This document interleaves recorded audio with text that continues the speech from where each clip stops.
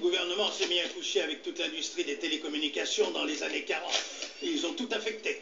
Ils pénètrent dans ton compte en banque, tes données informatiques, tes emails, ils mettent les téléphones sur écoute.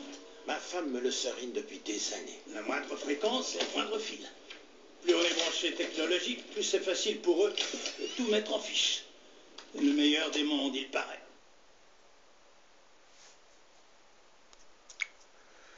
Bonjour à tous. Dans un futur très proche, toutes vos cartes d'identité et passeports biométriques seront dotées d'une nano-puce qui émettra un signal radio possédant une fréquence qui lui sera propre.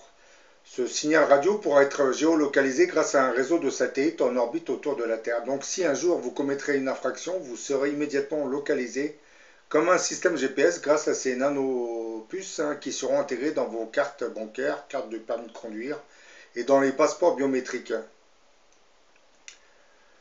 Par exemple, je vais vous donner un exemple. Lorsque vous faites une carte grise, vous savez que le gouvernement, c'est-à-dire les autorités, gardent le double de votre carte grise.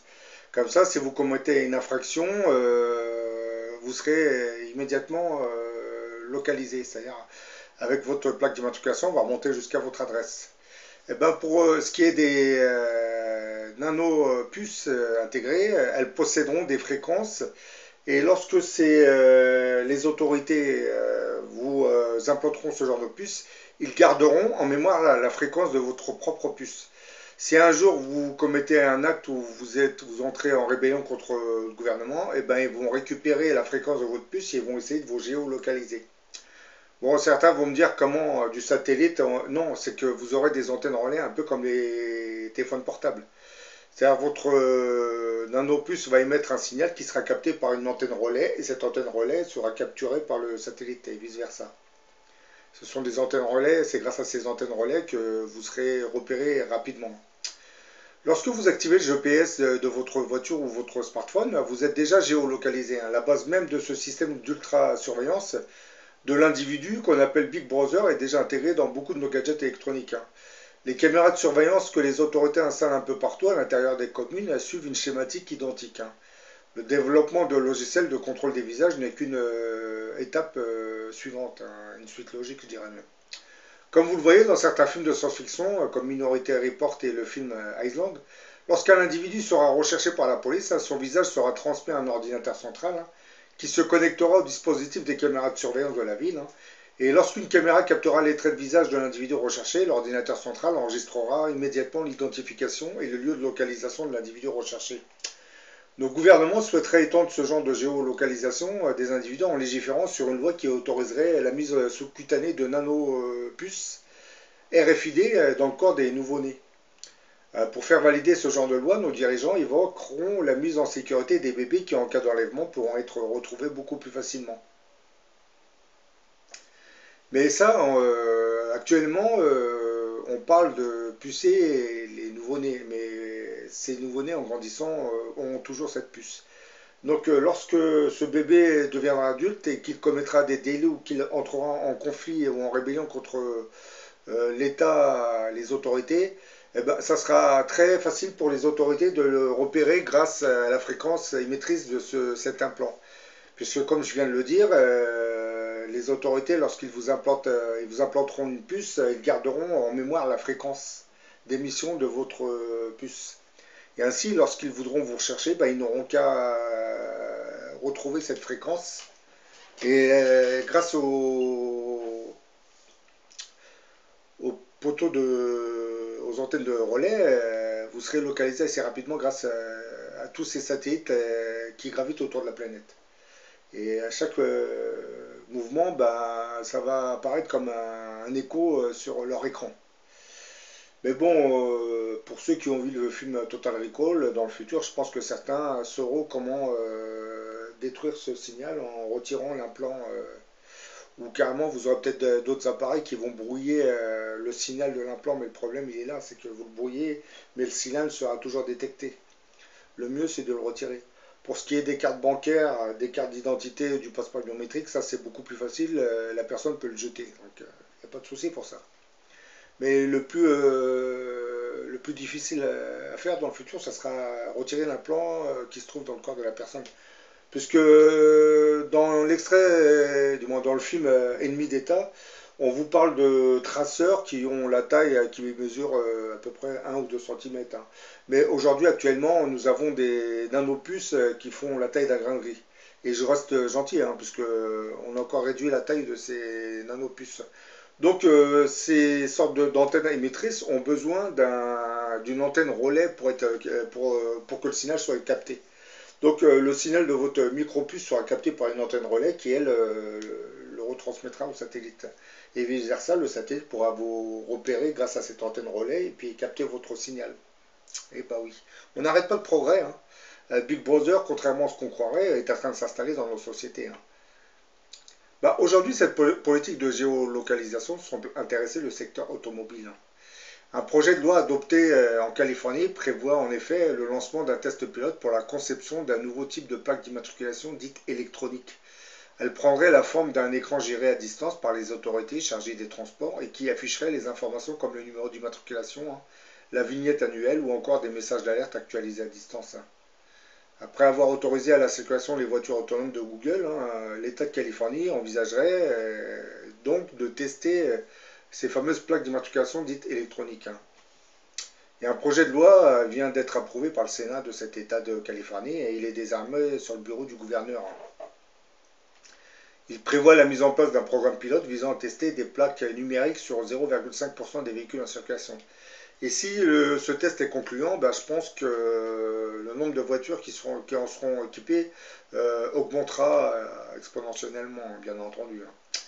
En lieu et place de la plaque en métal, hein, les voitures arboreront un écran de format identique sur lequel s'afficheront les mêmes informations, à savoir le numéro de police, la vignette et le nom de l'État, hein. Gérées par la structure publique qui s'occupe des transports, ces plaques électroniques dites numériques pourraient être mises à jour à distance, hein. Cela permettrait notamment de faire des économies sur les frais d'envoi des vignettes qui coûtent chaque année plus de 20 millions de dollars à cet organisme qui gère les transports en Californie. En outre, le système servirait à diffuser d'autres informations en temps réel, par exemple pour signaler l'expiration d'une vignette, une suspension de permis de conduire, un défaut d'assurance, indiquer que le véhicule aura été volé ou encore publier une alerte. Un tel système suppose logiquement un recours à la géolocalisation. Il pourrait donc enregistrer les déplacements d'un véhicule.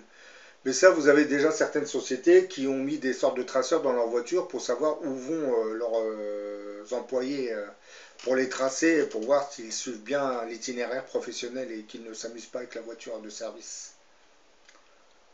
Et vous avez aussi certains fabricants de voitures qui mettent aussi des sortes de traceurs dans leur voiture, hein.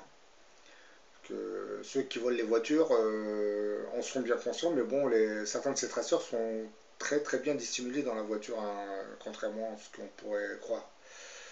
Je profite aussi de cette vidéo pour vous parler d'une innovation technologique dans le secteur de l'automobile qui ouvrirait une perspective assez intéressante dans l'événement de voitures dites volantes dans le futur. Parce que comme vous le savez, actuellement on nous présente des prototypes de voitures volantes, mais à hélice. Mais bon, je ne crois pas que ce genre de voiture se répandra assez rapidement, hein, parce qu'il y a le problème des hélices, la sécurité. Dans le futur, on va se retrouver devant on va se retrouver. Il va y avoir le développement d'une nouvelle technologie dite antigravitationnelle, hein. Et ces voitures dites antigravitationnelles seront de plusieurs types, hein. Vous aurez un type de voiture qui roulera essentiellement sur des routes bien spécifiques, hein, puisque la route sera faite pour permettre à la voiture de l'éviter, hein. Et pour descendre, il faudra que la personne qui pilote cette voiture réduise la puissance du champ de la voiture pour qu'elle descende tout doucement. Vous aurez d'autres véhicules qui auront la capacité de voler en dehors des routes, de ces fameuses routes dites magnétiques, hein, je dirais. Celle-ci, c'est un autre modèle antigravitationnel qui sera intégré dans ce genre de voiture. Et vous avez aussi d'autres voitures antigravitationnelles qui, elles, pourront monter très très haut, surtout dans le futur, lorsque vous aurez des gratte-ciel qui monteront jusqu'à plusieurs kilomètres de hauteur. Ces voitures pourront carrément aller à la cime des gratte-ciel. Et là, c'est pareil, c'est un autre type de moteur antigravitationnel. Ce sont plusieurs types de moteurs antigravitationnels. C'est un peu, aujourd'hui, c'est un peu ce que vous voyez avec les différents modèles de moteurs. Vous avez le moteur essence, le moteur diesel, le moteur GPS, le moteur électrique, hein, le moteur à eau, hein, l'hydrogène pour être plus précis, hein. Vous avez aussi des moteurs à air comprimé hein, qui auraient été mis au point. Mais bon. Bah, tous ces modèles correspondent dans le futur, ça va correspondre dans le futur aux différents modèles antigravitationnels. Hein. Mais bon, pour la grande majorité de la population, ça sera les premiers modèles, hein, ceux qui sont sur les routes, hein, ceux qui volent à quelques mètres au-dessus des routes. Puisque les autres, ça sera donné aux élites qui gouvernent le monde. Et surtout aux forces de sécurité. Hein. Les forces de sécurité auront des voitures qui pourront monter à plusieurs, qui pourront atteindre la cime des gratte-ciel, comme les véhicules des pompiers dans le futur. Hein. Ce genre de véhicule de pompiers antigravitationnels aura la capacité de monter jusqu'à la cime des gratte-ciel dans le futur. Et bien entendu, vous aurez aussi des parkings qui seront, comme vous le voyez dans le film 5e élément, en hauteur. Tout sera équipé pour ce genre de véhicule. Hein. Et je tiens à préciser que la majorité des gens rouleront dans des voitures volantes comment dire, de première catégorie. Hein. Ce sont les voitures qui léviteront à quelques mètres du sol. Hein. Elles seront, ça sera un simple moteur antigravitationnel qui ne peut pas, celui-là, il ne peut pas quitter la route. Ce genre de modèle antigravitationnel ne pourra circuler que sur des routes bien précises. Bah, le constructeur automobile américain General Motors viendra en effet de demander l'autorisation de tester une voiture sans volant ni pédale dans le cadre de son programme de développement d'un véhicule autonome qu'il voudrait mettre en route sur les routes en 2019. Bah, cette demande avait été déposée auprès du ministère des Transports et concernerait en fait un véhicule conçu dès le départ pour fonctionner automatiquement, hein, sans conducteur. Hein. Bah, d'après ce qu'on nous dit, il s'agira de la 4e génération du véhicule autonome développé par General Motors. Hein. Bah, là, comme vous voyez dans l'image, vous avez une sorte de voiture autonome, hein, mais qui n'a plus de volant. Et bon, on pense que ce genre de technologie de voiture sans volant concernerait les voitures autonomes qui rouleraient sur les routes. Oui, détrompez-vous, c'est que ce genre de technologie en réalité nous prépare aux voitures volantes.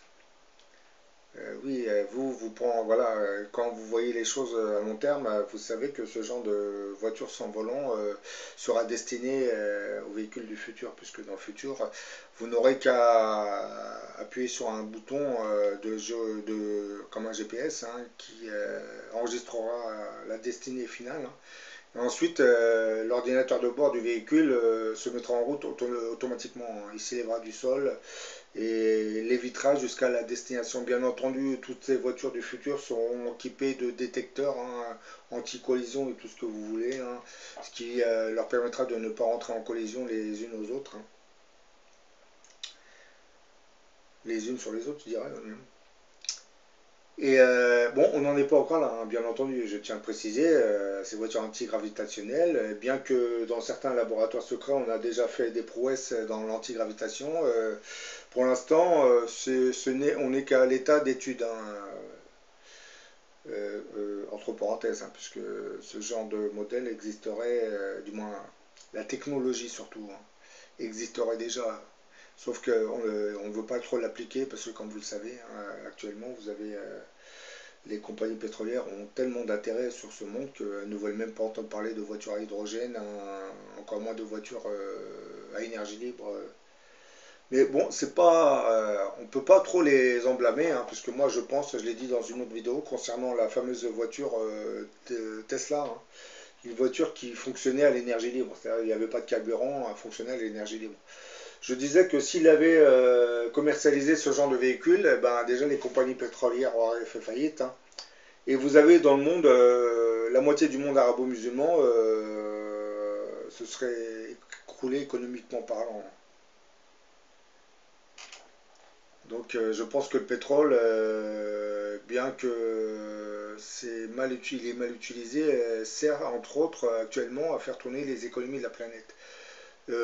Ces moteurs à énergie libre ou antigravitationnels se fabriqueront progressivement. Je pense qu'il faudra une sorte de réadaptation pour permettre à tous ces pays qui vivent du pétrole de trouver une autre source énergétique, hein, de développer leur industrie. Parce que dans le futur, je parle souvent de ce grand monarque. Hein. Ce grand monarque, lui, c'est sa mission première. Hein. Il va peut-être mettre au point des voitures à énergie libre, mais avant de lancer ces voitures autonomes qui ne fonctionnent pas avec du pétrole, il va essayer de développer industriellement parlant les pays qui vivent que du pétrole, pour qu'ils ne dépendent pas que du pétrole. Donc à partir de ce moment, ce grand monarque pourra développer la technologie des voitures qui fonctionneront sans hydrocarbures.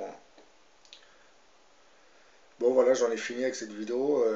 Je tiens à le préciser, j'avais déjà fait la même vidéo, mais comme j'avais mis un extrait de film un peu plus long d'Ennemis d'État, ça n'a pas été accepté par la plateforme YouTube. Donc là, je réitère avec un petit extrait en espérant que la plateforme YouTube autorisera la mise en circulation de la vidéo.